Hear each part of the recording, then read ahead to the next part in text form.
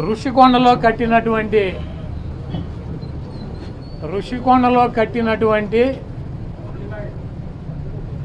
పర్యాటక కేంద్రంలో కట్టినటువంటి భవనాలనే ఈ సిగ్గు ఎగ్గు లేనటువంటి తెలుగుదేశం పార్టీ, ఈ సిగ్గు ఎగ్గు లేనటువంటి ఎల్లో మీడియా అది జగన్మోహన్ రెడ్డి గారి నివాసం అని చెప్పి చూపిస్తున్నారు 3 రోజుల నుంచి. వెళ్ళి జగన్మోహన్ రెడ్డి గారు అక్కడ నివాసం ఉన్నాడా?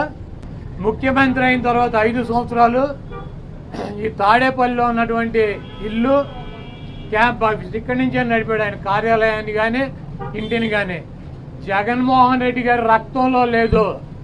ప్రభుత్వం కట్టించినటువంటి ఇళ్లలో ఉండటం కానీ, ప్రభుత్వం కట్టించినటువంటి గెస్ట్ హౌస్లో ఉండేటువంటి కర్మ జగన్మోహన్ రెడ్డి గారికి పట్టల. జగన్మోహన్ రెడ్డి గారు వైజాగ్లో సొంత ఇల్లు కట్టుకున్నాక అక్కడ షిఫ్ట్ అవుతాడు. అంతేగాని టూరిజం ప్లేస్లో కట్టినటువంటి ఆ హౌస్లో జగన్మోహన్ రెడ్డి గారు వెళ్తాడని చెప్పి ఎవడు చెప్పాడు వీళ్ళకి, వెధవులకే?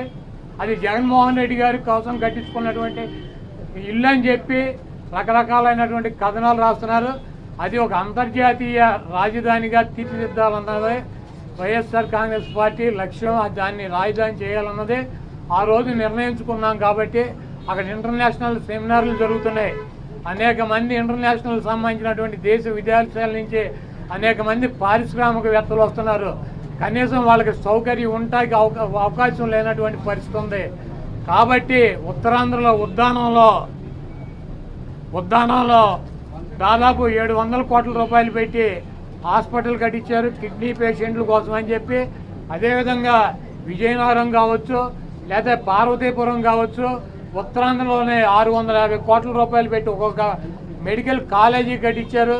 అదేవిధంగా టూరిజం ప్లేస్లో అంతర్జాతీయ సంస్థలు కానీ వ్యక్తులు కానీ వచ్చినప్పుడు అక్కడ ఒక విధి ఉండాలని చెప్పి ఒక మంచి భవనాన్ని నిర్మిస్తే 7 బిల్డింగులు అయ్యి, ఒక బిల్డింగ్ కాదు 7 బిల్డింగుల్లో జగన్మోహన్ రెడ్డి గారు ఉండరు.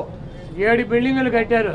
ఆ 7 బిల్డింగుల్లో 7 బ్లాకుల్ని చూపించేది జగన్మోహన్ రెడ్డి గారు 450 కోట్ల రూపాయలు పెట్టి ఇల్లు కట్టుకున్నారని చెప్పి ఈ దుర్మార్గమైనటువంటి ప్రచారం చేస్తున్నారు. ఇవన్నీ కూడా ప్రజలు గమనిస్తారు.